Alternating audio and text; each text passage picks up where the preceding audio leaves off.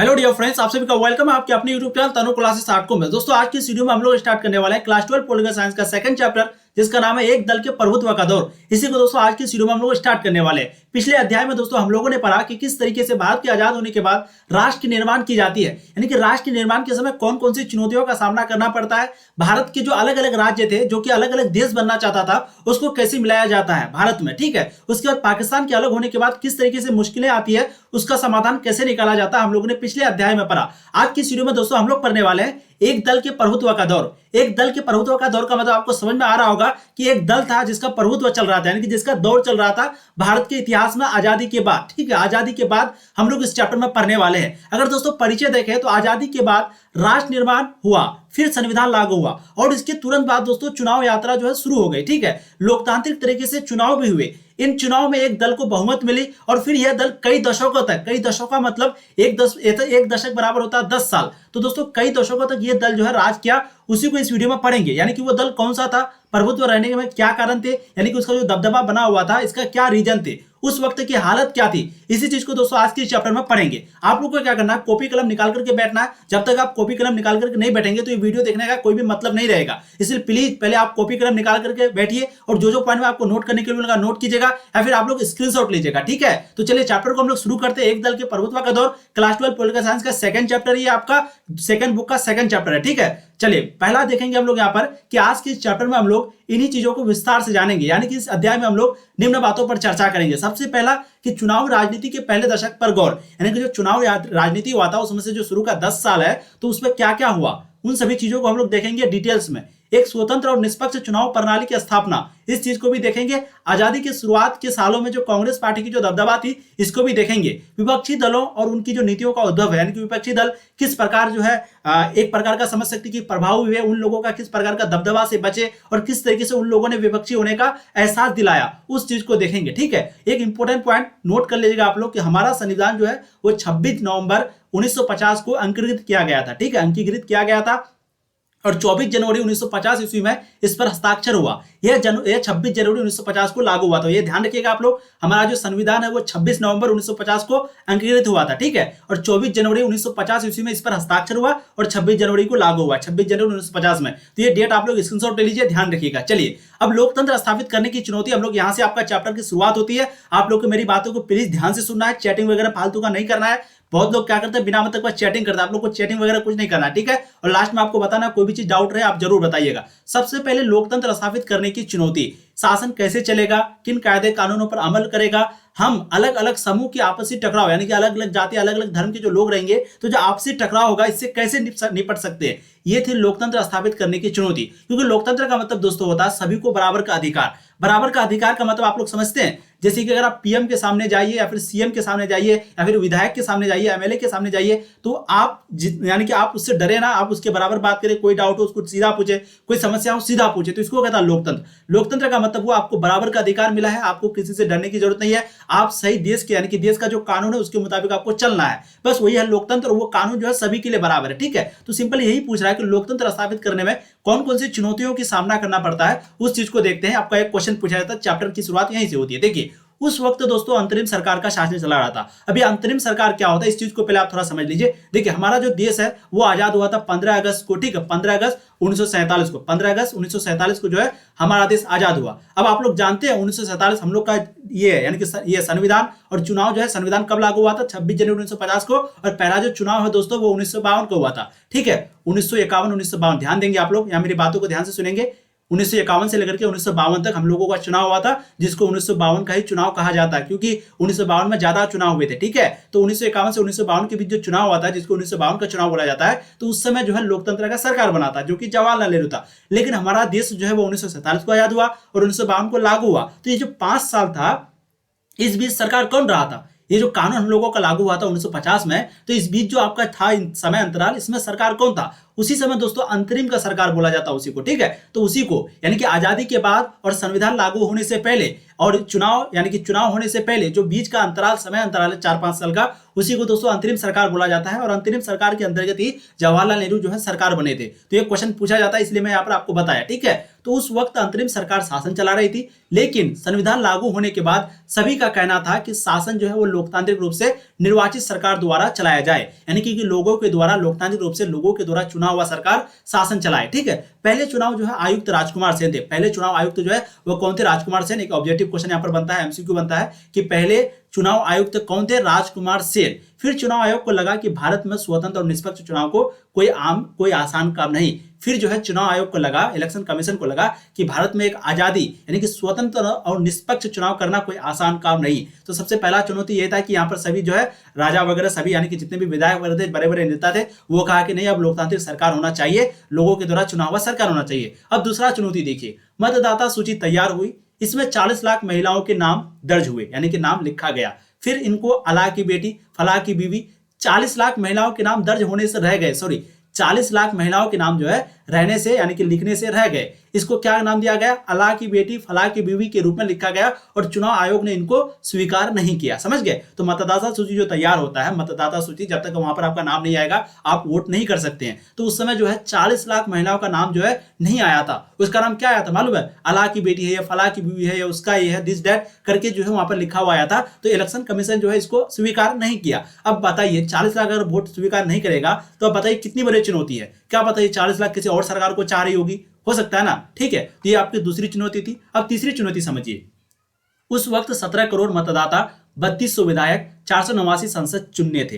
कितना? 17 करोड़ मतदाता, 3200 विधायक, 489 संसद चुनने थे और इनमें 15% साक्षर थे। कितने प्रतिशत? 15%। ध्यान रखिएगा। तो चुनाव आयोग ने 3 लाख से ज्यादा अधिकारियों और चुनाव कर्मियों को प्रशिक्षित किया, यानी कि उसको ट्रेनिंग दिया और चुनाव कराने के लिए भेजा। समझ गए? यानी कि उसको चुनाव कराने के लिए उसको ट्रेन किया कि किस तरीके से चुनाव होना चाहिए, किस अभी भी होता है वो चीज, जैसे कि टीचर लोग देखेंगे विद्यालय वगैरह में, आप देखेंगे अभी आपका चुनाव इलेक्शन हो रहा है तो वहां पर देखेंगे आप किस तरीके से उन लोगों को पहले ट्रेनिंग देने के बाद पहले भेजा जाता है, फिर चुनाव होती है। तो उस समय भी जो इलेक्शन कमीशन था यानी कि चुनाव आयोग था, वो 3 लाख से ज्यादा अधिकारियों को चुना, इस काम के लिए प्रशिक्षित किया, ट्रेनिंग किया इस काम के लिए, ठीक है। और उस वक्त जो है 17 करोड़ मतदाता था। ध्यान रखिएगा आप लोग, ऑब्जेक्टिव क्वेश्चन पूछा जा सकता है उस वक्त, यानी कि 1951-52 की बात हो रही है। 3200 विधायक था, 489 संसद चुनना था, ठीक है, और 15% मात्र साक्षर थे। तो ये तीसरी चुनौती थी आपका, ठीक। चौथा देखिए, मतदाताओं की एक बड़ी संख्या गरीब और अनपढ़ थी। उस वक्त जितने भी देश में चुनाव हो रहे थे वहां के लोग धनी और पढ़े लिखे थे, यानी कि यहाँ भारत में पहली बार होने वाला था तो भारत में ना अधिकतर संख्या जो है गरीबी और एक अनपढ़ यानी कि कम पढ़े लिखे थे। और उस वक्त जितने भी देश में ये चुनाव हो रहे थे, जितने भी देशों में, वहां के लोग या तो धनी थे या तो पढ़े लिखे थे या फिर दोनों थे, ठीक है। लेकिन यूरोप में भी महिलाओं को मताधिकार नहीं मिला था।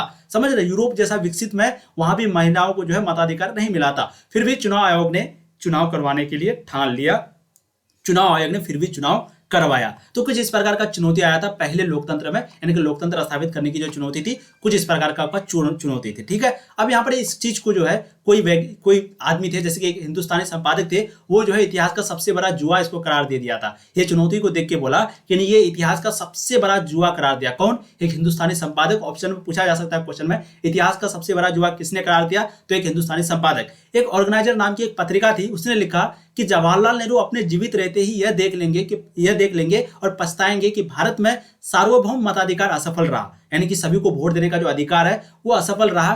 कौन लिखा है? ऑर्गेनाइजर नाम की एक पत्रिका लिखा। तो क्वेश्चन पूछा जा सकता है कि किसने कहा था कि जवाहरलाल नेहरू अपने वे जीवित रहते ही यह देख लेगा और पछताएगा कि सार्वभौम मताधिकार असफल रहा। यह बात किसने कही? तो ऑर्गेनाइजर नाम की एक पत्रिका ने, ठीक है। चलिए, तो चीजें आपको समझ में आ रही है, बहुत इंपॉर्टेंट पॉइंट है, मैंने आपको बताया। अब यहाँ पर नोट देखिए, आप लोग जो चीज बोल रहे हैं स्क्रीनशॉट लेते हुए चलिए। देखिए, चुनाव जो है वो 2 बार स्थगित हुआ था। शुरू में जो चुनाव है वो कितने बार? 2 बार स्थगित हुआ था, क्योंकि हम लोग जानते हैं 1950 में हम लोगों का लागू हो गया था, लेकिन चुनाव जो है वो 1951-52 के बीच हुआ था, जिसको हम लोग 1952 बोलते हैं, ठीक है। अच्छा देखिए, एक चीज जानते हैं आप लोग, 1951-52 क्यों बोला जाता है? आप लोग समझ, 1952 क्यों बोला जाता है? देखिए, 1951-1952 चुनाव जो शुरू हुआ था वो 1951 में हुआ था और खत्म जो है 1952 में हुआ था, फरवरी में, ठीक है। तो दोस्तों ज्यादातर चुनाव जो है वो फरवरी महीना में हुआ था। ज्यादातर चुनाव कब हुआ था? फरवरी महीना में।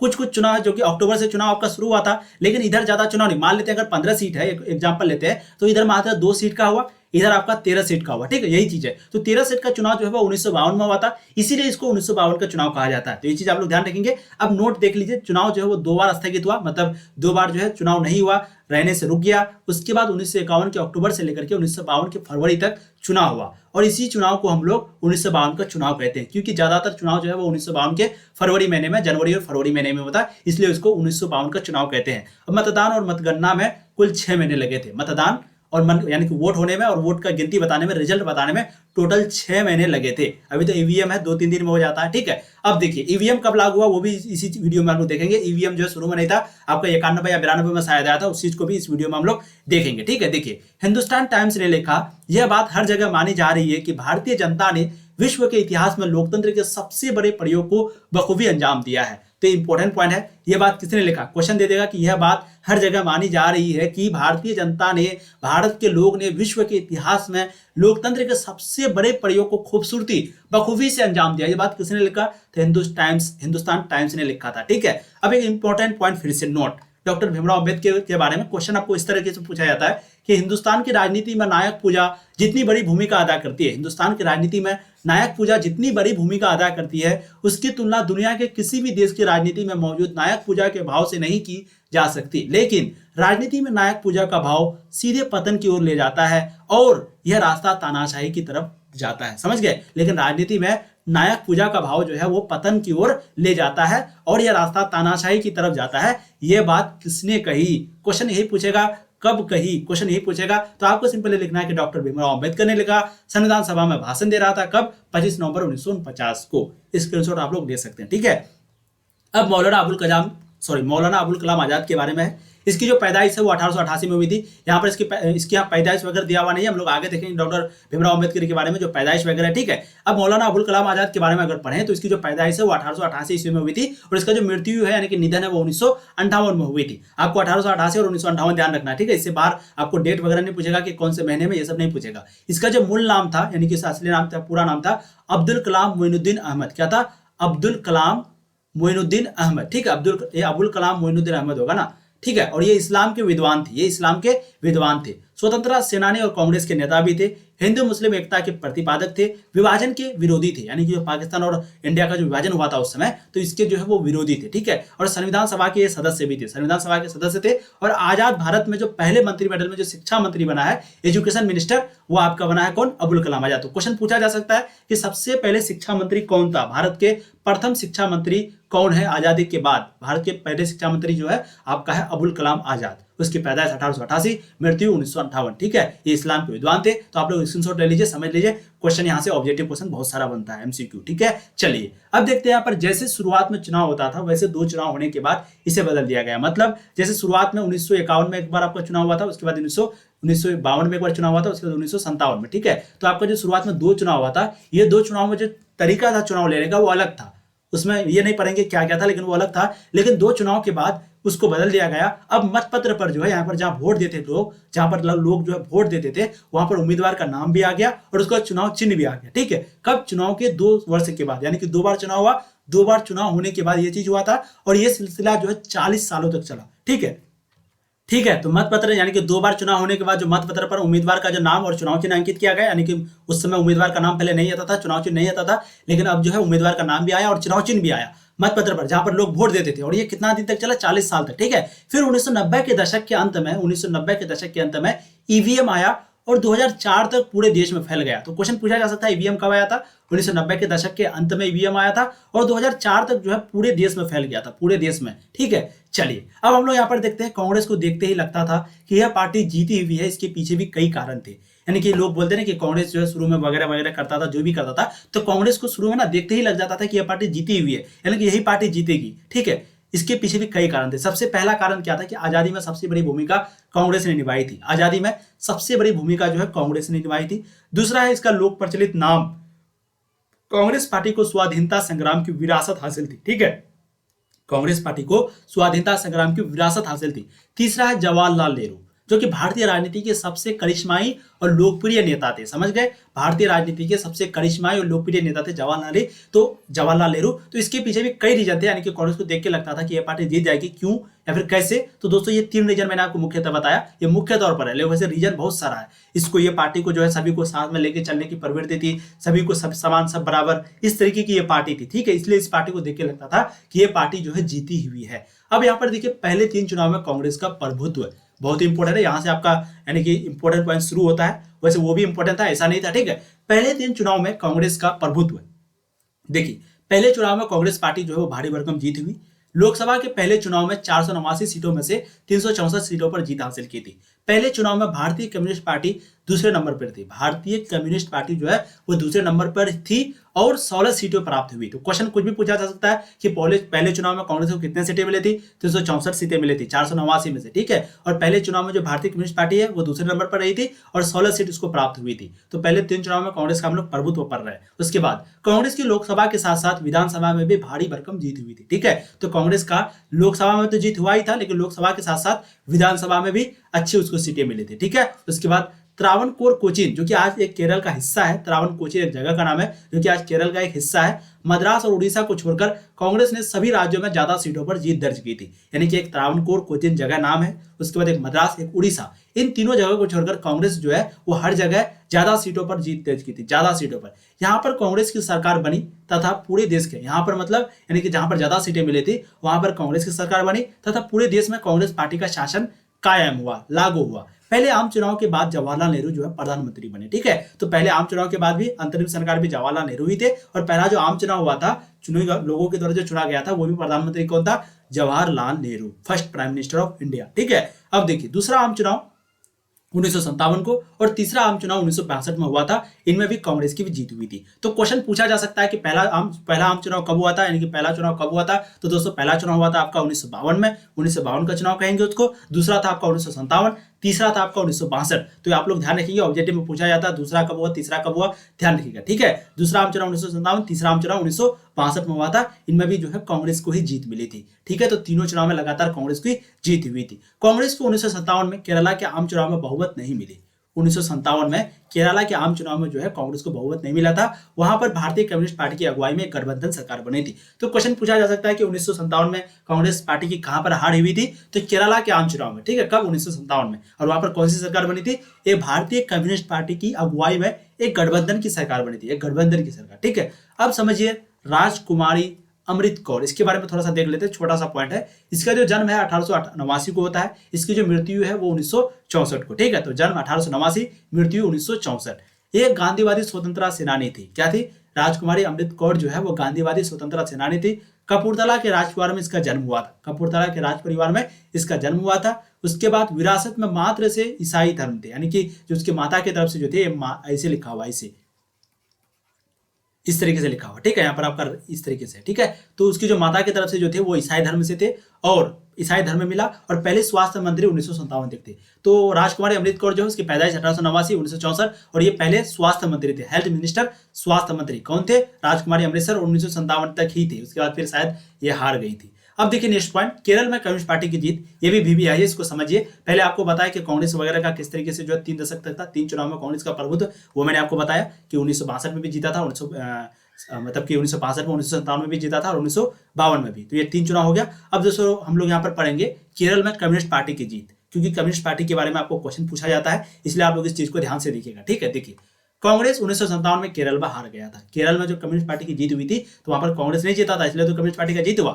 तो कांग्रेस जो है वो 1957 में केरल में हार गया था। ऑब्जेक्टिव क्वेश्चन यहाँ पर बनता है, ध्यान दीजिए। 1957 के विधानसभा चुनाव में कम्युनिस्ट पार्टी केरल की विधानसभा में सबसे ज्यादा सीटें हासिल की थी, समझ गए। तो 1957 की विधानसभा चुनाव में, ठीक है, विधानसभा ना कि लोकसभा, लोकसभा में प्रधानमंत्री बनता है, विधानसभा में मुख्यमंत्री बनता है। तो विधानसभा चुनाव में जो है कम्युनिस्ट पार्टी केरल की विधानसभा में सबसे ज्यादा सीटें हासिल की थी। तो ये चीज ध्यान रखिएगा, बहुत लोग जो है कंफ्यूज जाते हैं कि लोकसभा में सबसे ज्यादा सीट किसे मिली, वो कांग्रेस को मिली। 1952 में भी, 1957 में भी, 1962 में, जी सॉरी 3 बार आपको चुनाव हुआ था, मैं भी डेट 1957, 1962 और 1952, 52, 57, 62, ठीक है, ध्यान रखिएगा, 52, 5, 57, 57, 5, 62। लेकिन 57-5 62 ही होता ना, ठीक है। तो तीनों बार जो है कांग्रेस को लोकसभा में सबसे ज्यादा सीटें प्राप्त हुई थी, लेकिन एक विधानसभा में जो कि केरल के थे विधानसभा, 1957 में उसकी हार हो गई थी, किसकी? कांग्रेस की। तो ऑब्जेक्टिव क्वेश्चन आपको इसी तरीके से पूछता है। तो 1957 के विधानसभा चुनाव में जो कम्युनिस्ट पार्टी की जीत हुई थी और वहीं पे जो है आपका कांग्रेस पार्टी की हार हो गई थी, ठीक है। उसके बाद इसको कुल 126 में से 60 सीटें प्राप्त हुई थी। किसको? कम्युनिस्ट पार्टी की बात हो रही है। कम्युनिस्ट पार्टी को विधानसभा की सीट में, केरल की विधानसभा सीट में 126 सीटों में से 60 सीटें प्राप्त हुई। 5 आजाद पार्टी का निर्माण हुआ था, 5 आजाद पार्टी का भी समर्थन मिला था। किसको? कम्युनिस्ट पार्टी को, ठीक है। तो 5 आजाद पार्टी क्या होता है? यानी कि खुद अकेले उठता है। जैसे कि आप देखेंगे बीजेपी हो गया, कांग्रेस हो गया, ये अलग अलग पार्टी है, लेकिन कोई कोई एमएलए ऐसा भी होता है जो कि खुद अपने दम पर उठता है, अपने दम पर, यानी कि कोई भी पार्टी से उसका लेना देना नहीं है, तो उसी को आजाद पार्टी बोला जाता है, ठीक है, स्वतंत्र पार्टी। तो 5 ऐसे आजाद पार्टी था जिसका समर्थन जो है वो कम्युनिस्ट पार्टी को मिला हुआ था उस समय, ठीक है। उसके बाद देखिए, राज्यपाल ने ईएमएस नंबूदिरीपाद को सरकार बनाया। क्या नाम है? ईएमएस नंबूदिरीपाद, ये नाम है, उसको जो है सरकार बनाया और एक कम्युनिस्ट पार्टी की सरकार लोकतांत्रिक चुनाव के जरिए बनी। आपको जानकारी के लिए बता दें, जो मुख्यमंत्री के जो चुनाव होता है, जैसे कि मान लेते हैं एक एमएलए जीता, एक एमएलए जीतने के बाद मुख्यमंत्री बनने वाला है, तो जो मुख्यमंत्री का जो चुनाव होता है तो उसको शपथ कौन दिलाता है? राज्यपाल दिलाता है, ठीक है, राज्यपाल। तो राज्यपाल ने ईएमएस नंबूदिरीपाद को सरकार बनाया और एक कम्युनिस्ट पार्टी की सरकार लोकतांत्रिक चुनाव के जरिए बनी। दुनिया में ये सब पहली बार हुआ था। तो कम्युनिस्ट पार्टी की सरकार लोकतांत्रिक चुनाव के जरिए बना, ये दुनिया में पहली बार हुआ था, क्योंकि कम्युनिस्ट पार्टी चाहे चाइना में ले लो, रूस में ले लो, हर जगह जो है कुछ ना कुछ राजनीति है, लेकिन यहाँ पर लोकतंत्र में एक कम्युनिस्ट पार्टी का बनना ये दुनिया में पहली बार हुआ था। तो क्वेश्चन पूछा जा सकता है, दुनिया में पहली बार राज्यपाल ने ईएमएस नंबूदिरीपाद को सरकार बनाया था, कम्युनिस्ट पार्टी की सरकार, वो भी लोकतांत्रिक चुनाव के जरिए, ठीक है। और कांग्रेस सरकार ने इस सरकार का जो विरुद्ध किया और एक मुक्ति संघर्ष छेड़ दिया, ठीक है। तो कांग्रेस ने इस सरकार के, यानी कि सरकार जो थे, कांग्रेस सरकार ने इस सरकार के विरुद्ध एक विरुद्ध मुक्ति संघर्ष छेड़ दिया। तो क्वेश्चन पूछा जा सकता है कि मुक्ति संघर्ष जो है कौन छेड़ा था? कांग्रेस सरकार ने। किसके विरुद्ध छेड़ा था? तो आपको सिंपली लिखना है कि केरल में कम्युनिस्ट पार्टी के विरुद्ध, ठीक है। आगे देखिए, कांग्रेस सरकार ने 1959 में संविधान के अनुच्छेद 356 के अंतर्गत केरल की कम्युनिस्ट सरकार को बर्खास्त कर दिया, ठीक है। तो 1957 में चुनाव हुआ, बेचारा जीता। फिर जस्ट 2 साल बाद कांग्रेस सरकार ने जो है 1959 में उसको संविधान के अनुच्छेद 356 के तहत, इसके अंतर्गत जो है उसको निकाल दिया, यानी कि कम्युनिस्ट सरकार को बर्खास्त कर दिया, ठीक है।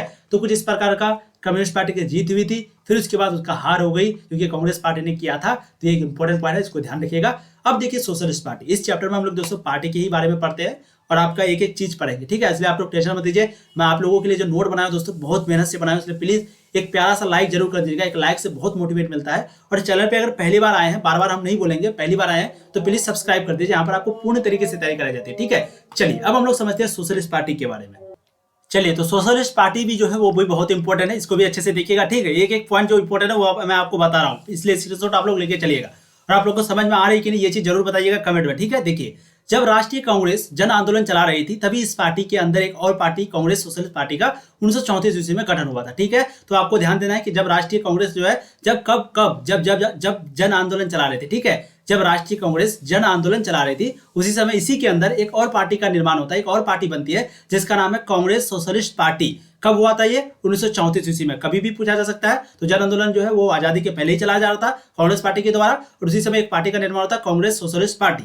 ऑब्जेक्टिव क्वेश्चन कुछ भी बन सकता है। कब? 1934 में, ठीक है। आराम से आपको एक एक चीज बताते हैं ताकि आपको चीजें अच्छे से समझ में आए, इसलिए हो सकता है वीडियो थोड़ा लंबी बन जाए, आप लोग ध्यान से सुनिएगा। इसी को देखकर कांग्रेस ने 1948 में अपने संविधान में बदलाव कर दिया। यानी किसको देखकर? कि जैसे कि वो देखा कि भाई वो जन आंदोलन चला रहा था 1934 में और इसके बीच एक पार्टी का निर्माण हो गया। अब इसी को देखकर जो है आजादी होने के बाद कांग्रेस ने इस नियम को बदल दिया, यानी कि देखकर कांग्रेस ने 1948 में अपने संविधान में बदलाव किया, ताकि कांग्रेस के सदस्य जो है वो दोहरी सदस्यता यानी कि अलग पार्टी ना बना सके। इसी को लेकर के एक कानून बना दिया। कब बनाया था? 1948 में, ठीक है। इस कारण जो है समाजवादियों को मजबूर होकर 1948 ईस्वी में ही एक अलग पार्टी सोशलिस्ट पार्टी की स्थापना करना पड़ा। समझ गए? चीजें आपको समझ में आ रही है? ये जो कांग्रेस जो है एक संविधान बनाया था जिसमें बताया था कि कोई भी दोहरी सदस्यता ना धारण कर सके, इसी कारण जो है समाजवादियों को मजबूरन होकर एक 1948 ईस्वी में एक पार्टी का निर्माण करना पड़ता है जिसका नाम रहता है सोशलिस्ट पार्टी। तो सोशलिस्ट पार्टी की स्थापना कुछ इस प्रकार हुई। अब देखिए, सोशलिस्ट पार्टी इन दोनों यानी कि कांग्रेस और कम्युनिस्ट, ये दोनों पार्टी से बिल्कुल अलग थे,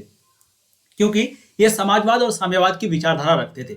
समाजवाद और साम्यवाद के बारे में मैंने आपको बहुत अच्छे से बताया है। साम्यवाद समाजवाद का मतलब होता है सिंपली कि आपका जो दौलत है, जो आपका प्रॉपर्टी है, उसका मालिक आप नहीं है, वो आपका सरकार का है, यानी कि उसका मालिक सरकार है। इसी को समाजवाद बोलते हैं और इसी को जो है सोवियत संघ लेके आया था। कौन? सोवियत संघ लेके आया था। और पूंजीवादी को जो है अमेरिका लेके आया था। तो ये चीज आप ध्यान रखेंगे, ठीक है। सोशलिस्ट पार्टी का निर्माण किस तरीके से हुआ, थोड़ा सा इंपॉर्टेंट पॉइंट है, शॉर्ट क्वेश्चन में पूछता है। अब देखिए आचार्य नरेंद्र देव, इसके बारे में थोड़ा पढ़ते हैं। आचार्य नरेंद्र देव, इसकी जो पैदाइश है वो हुई थी 1889 को, उसकी जो मृत्यु हुई है 1956 को, ठीक है। तो 1889 को पैदाइश हुई थी, 1956 को इसकी मृत्यु हुई थी। ये जो है स्वतंत्रता सेनानी और कांग्रेस सोशलिस्ट पार्टी के संस्थापक थे। कौन थे? स्वतंत्रता सेनानी थे और कांग्रेस सोशलिस्ट पार्टी के संस्थापक थे। तो क्वेश्चन पूछा जा सकता है, सोशलिस्ट पार्टी के संस्थापक कौन थे? वो थे आचार्य नरेंद्र देव, ठीक है। ये कई बार जेल गए थे, किसके कारण? आजादी के आंदोलन के दौरान, ठीक है। तो जब आजादी के लिए आंदोलन चल रहा था तो उसी दौरान ये जो है कई बार जेल गए थे। कौन? आचार्य नरेंद्र देव। ये जो है बौद्ध धर्म के विद्वान थे। तो ध्यान रखेंगे, आचार्य नरेंद्र देव जो है वो बौद्ध धर्म के विद्वान थे, ठीक है। अब चलिए आगे बढ़ते हैं। बाबा भीमराव अंबेडकर, बाबा साहब भीमराव अंबेडकर के बारे में मैंने आपको बताया था, आगे इसी वीडियो में आएगा। देखिए इसकी जो पैदाइश है वो 1891 ईस्वी में हुई थी और इसकी जो मृत्यु है वो 1956 में हुई थी। ध्यान देंगे, क्वेश्चन बाबा भीमराव अंबेडकर के बारे में पूछेगा ही, पूछा जाता ही है, ठीक है। तो आप लोग ध्यान से देखिएगा। बाबा साहब भीमराव अंबेडकर का जो पैदाइश है वो 1891 में हुई थी, इसकी मृत्यु भी 1956 में होती है। ये जाति विरोधी आंदोलन के नेता थे, जाति विरोधी आंदोलन के नेता थे और दलितों को न्याय दिलाने के लिए ये संघर्ष में अगुआ थे, यानी कि अगुआ थे दलितों को न्याय दिलाने के संघर्ष में। ये विद्वान और बुद्धिजीवी दोनों थे। इंडिपेंडेंट लेबर पार्टी के संस्थापक थे। इंडिपेंडेंट लेबर पार्टी था, उसके संस्थापक कौन थे? बाबा साहब भीमराव अंबेडकर। और Republic party of India, Republic party of India के गठन के जो है योजनाकार वो कौन थे? बाबा साहब भीमराव अंबेडकर। 1956 में अपने हजारों अनुयायियों के साथ, यानी कि 1956 में अपने हजारों फॉलोअर के साथ, अनुयायियों के साथ ये जो है बौद्ध धर्म अपना लिया था बाद में, यानी कि 1956 में, ठीक है। कभी कभी पूछ दिया जाता है बाबा साहब भीमराव अंबेडकर का पत्नी का नाम, तो आपको लिखना है सविता अंबेडकर। क्या लिखना है? सविता, और लास्ट में आपको लगा देना है अंबेडकर, ठीक है। तो उसकी जो पत्नी का नाम थी वो क्या थी? सविता अंबेडकर। उसके बाद इसका जो जन्म है, अगर कभी जन्म के बारे में डिटेल्स में पूछ लिया जाए तो आपको लिखना है 14 अप्रैल।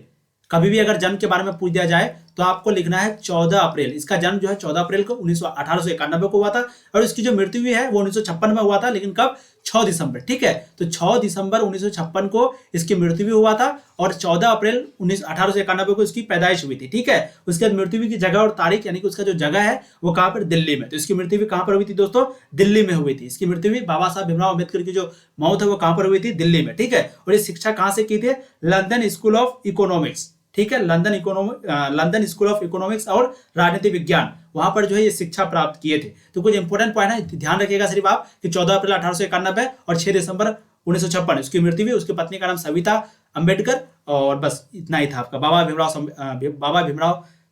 साहब, मैं सिर्फ जानते भीमराव अंबेडकर जानता हूं इसलिए मैं अटक जाता हूं, भीमराव अंबेडकर, लेकिन आप पूरा नाम लिखा हुआ है। चलिए अब इंस्टीट्यूशनल रिवोल्यूशनरी बहुत ही इंपॉर्टेंट है। इस चीज को समझ गए, 5 नंबर का आपको क्वेश्चन पूछता है, लॉन्ग क्वेश्चन में पूछा जाता है, इसलिए आप मेरी बातों को यहाँ पर ध्यान से सुनेंगे। वीडियो ऑलरेडी 26 मिनट का बन चुका है, लेकिन आप ध्यान से सुनिए। देखिए इंस्टीट्यूशनल रिवोल्यूशनरी पार्टी, स्पेनिश में इसे पीआरआई कहा जाता था। क्या कहा जाता था? स्पेनिश में जो है इस पार्टी को पीआरआई कहा जाता था। इसका जो लगभग 60 सालों तक मेक्सिको में शासन चलाया था। तो ये जो इंस्टीट्यूशनल रिवोल्यूशनरी जो पार्टी है, इंस्टीट्यूशनल रिवोल्यूशनरी पार्टी, ये जो है स्पेनिश में इसको पीआरआई कहते थे। और इसका जो लगभग 60 सालों तक जो हुकूमत है, यानी कि कहां पर चला था? वो मैक्सिको में चला था। कब तक? 60 सालों तक मैक्सिको में। और इसकी स्थापना जो है वो 1929 ईस्वी में हुई थी। सभी इंपॉर्टेंट पॉइंट है, सभी ऑब्जेक्टिव बन सकता है। और उस वक्त इसे नेशनल रिवोल्यूशनरी पार्टी कहा जाता था। क्या कहा जाता था? नेशनल रिवोल्यूशनरी पार्टी कहा जाता था। इसकी स्थापना 1929, इसको पीआरआई कहा जाता था। 60 सालों तक मैक्सिको में शासन किए थे। अब देखिए इसे मैक्सिकन क्रांति की विरासत हासिल थी। इसको जो है मैक्सिकन क्रांति की विरासत हासिल थी। किसको? इंस्टीट्यूशनल रिवोल्यूशनरी पार्टी को। मुख्य रूप से इसमें कई संगठन था। किसमें? ये पार्टी में, यानी कि रिवोल्यूशनरी पार्टी में कई संगठन था। राजनेता और सैनिक नेता, मजदूर और किसान संगठन तथा अनेक राजनीतिक दल इसके जो है संगठन थे। राजनेता, सैनिक नेता, उसके बाद आपका मजदूर, किसान संगठन और अनेक राजनीतिक दल। कुछ ही समय के बाद पीआरआई के संस्थापक प्लूटो इलियास कैलम ने, पीआरआई के संस्थापक कौन थे? यहाँ पर देख लीजिए, प्लूटो इलियास कैलस ने। क्वेश्चन पूछा जा सकता है पीआरआई के संस्थापक कौन है? प्लूटो इलियास कैलस ने इस संगठन पर कब्जा कर लिया और कब्जा होते ही नियमित रूप से होने वाला जो चुनाव है वो जीत लेता है और ये हर बार जीतता है। ठीक है, तो कौन इसको कब्जा किया था भाई? पीआरआई के जो संस्थापक थे जिसका नाम था प्लूटो को इलियास कैलम, ये इस संगठन पर कब्जा कर लिया। कब्जा होते ही वो जीत लिया। नियमित रूप से जो होने वाला चुनाव था इसकी उसमें जो है हर जगह यानी कि हर बार नियमित रूप से होने वाला जो चुनाव था उसमें इसकी जीत होती है। ठीक है, पीआरआई के शासन को बोला जाता है परिपूर्ण तानाशाही। क्या बोला जाता है? परिपूर्ण तानाशाही पीआरआई के शासन को। ठीक है, और अंत में 2000 में इस पार्टी की हार हुई राष्ट्रपति पद के चुनाव को लेकर और इसका दबदबा जो है खत्म हो गया। ठीक है, तो राष्ट्रपति चुनाव के पद को लेकर 2000 ईस्वी में इस पार्टी की हार होती है, उसके बाद इस पार्टी का जो दबदबा है वो खत्म हो जाता है। तो इंस्टीट्यूशनल रिवोल्यूशनरी पार्टी के बारे में आपको समझ में आ गया। इसे पीआरआई कहा जाता था, स्पेनिश में क्या कहा जाता था? पीआरआई। ध्यान रखिएगा, इंस्टीट्यूशनल रिवोल्यूशनरी पार्टी को जो कब्जा कौन कर लेते हैं, यानी कि जो पीआरआई के संस्थापक होते हैं प्लूटो इलियास ने इस संगठन पर प्लूटो इलियास कैलस, कभी कभी सिर्फ आपको प्लूटो को देगा। ठीक है, चलिए अब देखिए कांग्रेस के प्रभुत्व बाकी देशों से अलग कैसे है। यानी कि जैसे कि आप कम्युनिस्ट पार्टी चाइना में देख लीजिए या फिर रूस में देख लीजिए, वहां पर एक पार्टी शासन चलाते जा रहा है, लेकिन कांग्रेस जानते हैं शुरू में ही इसको चुनौती का सामना करना पड़ता है, जबकि इस पार्टी का दबदबा सबसे ज्यादा था। तो यही पूछ रहा है कि कांग्रेस के प्रभुत्व बाकी देशों से अलग कैसे है, अलग है कैसे। देखिए भारत में एक पार्टी का दबदबा और बाकी देशों में एक पार्टी का दबदबा, ये दोनों अलग है, ये दोनों अलग चीज है। भारत में एक पार्टी का दबदबा और बाकी देशों में पार्टी का दबदबा, ये दोनों चीज अलग है। जैसे अगर चीन, क्यूबा और सीरिया का बात करें, चीन आपको समझ में आ गया। क्यूबा क्या था? हम लोग जो क्यूबा संकट पढ़े थे, क्यूबा के मिसाइल संकट जो कि अमेरिका के बगल में था और यहीं पे सोवियत संघ का राज चल रहा था। कहां पर? क्यूबा में। यहीं से हमला करने वाला था अमेरिका पर। आप लोग चैप्टर 1 शीत युद्ध का दौर में पढ़े होंगे पॉलिटिकल साइंस का। तो चीन, क्यूबा और सीरिया के संविधान में सिर्फ एक ही पार्टी को शासन चलाने का अधिकार था। किसमें? चीन, क्यूबा और सीरिया के संविधान में। वहीं पर अगर म्यांमार जो कि बर्मा, बेलारूस, एक है आपका इरिट्रिया में एक पार्टी का प्रभुत्व कानूनी और सैन्य उपायों से चला सकते थे। यानी कि एक पार्टी का जो प्रभुत्व है वो कानूनी भी है और सैन्य उपायों के चलते कायम हुआ। लेकिन यहाँ पर कांग्रेस को जनता के द्वारा चुना गया। उस वक्त भी विपक्ष में राजनीतिक पार्टी थी, लेकिन लोगों ने फिर भी कांग्रेस को चुना। यही जो है भारत के लोकतंत्र की खूबसूरती है। ठीक है, तो यही है हमारे भारत की जो खूबसूरती है, जो कि दुनिया में नाम होता है, बस यही है कि हमारे यहाँ कितनों भी दबदबा हो, किसी भी हो, लेकिन पार्टी जो है वो लोगों के द्वारा चुना जाता है। इसलिए कांग्रेस को भी उस समय लोगों के द्वारा ही चुना गया था और अगर कुछ गलत करते तो लोग चाहते तो उस समय उसको नहीं भी जिताते। ठीक है, यही हमारे भारत की खूबसूरती है लोकतंत्र की। अब देखिए भारत के जैसा दक्षिण अफ्रीका में भी रंग भेद की समाप्ति के बाद अफ्रीकन नेशनल कांग्रेस का भी कुछ ऐसा ही दबदबा कायम हुआ था। ठीक है, तो भारत में जैसे कांग्रेस का हुआ था उसी तरीके से अफ्रीका में भी रंग भेद की जो समाप्ति, रंग भेद जो वहां हो रहा था उसकी समाप्ति के बाद अफ्रीकन नेशनल कांग्रेस का भी कुछ ऐसा दबदबा कायम हुआ।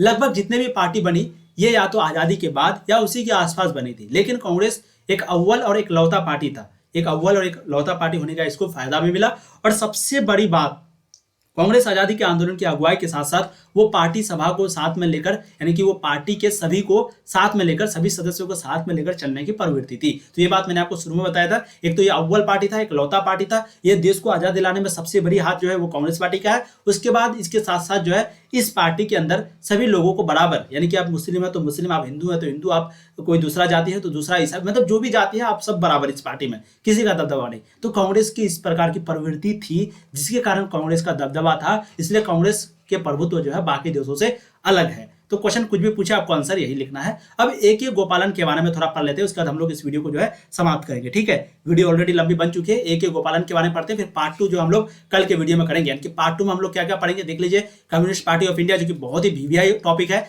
ये पूछता है कम्युनिस्ट पार्टी के बारे में। ठीक है, कम्युनिस्ट पार्टी के बारे में जो हम लोग थोड़ा शुरू में पढ़े हैं वो तो था ही, लेकिन और भी रफी अहमद किदवई, उसके बाद बहुत इंपॉर्टेंट टॉपिक भुट्टो में तालमेल और सहसिनता, तो बहुत इंपॉर्टेंट टॉपिक है। और कल के वीडियो में यानी कि और एक वीडियो बनेगा पार्ट 2 में आपका चैप्टर को समाप्त कर देंगे। फिलहाल हम लोग AK गोपालन के बारे में पढ़ लेते हैं। 1904 में इसकी पैदाइश होती है AK गोपालन की और 1977 में इसकी मृत्यु होती है। ठीक है, कम्युनिस्ट नेता जो है केरल का, तो केरल का कम्युनिस्ट नेता कौन था?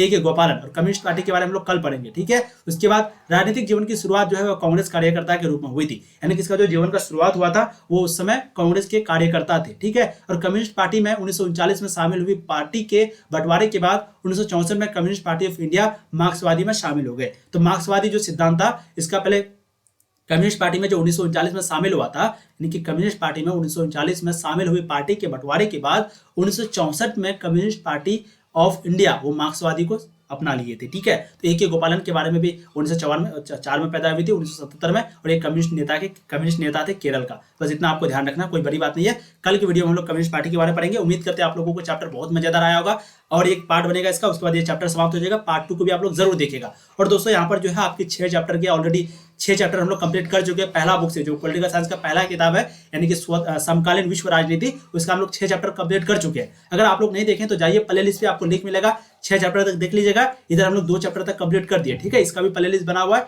अगर आप लोग पहला चैप्टर नहीं देखें जाके देख लीजिएगा, बहुत इंपॉर्टेंट है। उसके बाद ये सेकंड चैप्टर है, उसके बाद फिर थर्ड चैप्टर, आपका सिलेबस 100% खत्म होगी। इसकी जिम्मेदारी मेरी है। बस आप लोगों को छोटा सा रिक्वेस्ट है, वीडियो को अभी तक अगर लाइक नहीं किए तो बहुत कंजूसी आप लोग कर रहे हैं, प्लीज वीडियो को लाइक करें। एक लाइक से बहुत ज्यादा मोटिवेशन मिलता है। और प्लीज शेयर करें अपने दोस्तों को प्लीज शेयर करें। व्हाट्सएप ग्रुप जहां भी हो, टेलीग्राम में शेयर करें, उसको बताएं कि इस तरीके से पढ़ाई होती है। और लास्ट बात दोस्तों, चैनल पर पहली बार आया सब्सक्राइब करें, यहाँ पर आपको पूर्ण तरीके से तैयारी कराई जाती है। फिर मिलेंगे नए, तब तक के लिए जय हिंद। ऐसे ही पढ़ाई करते रहिए, हंसते रहिए, मुस्कुराते रहिए, अच्छे से पढ़िए, टाइम बहुत कम है। All the very best. Please share करते हुए जाना लास्ट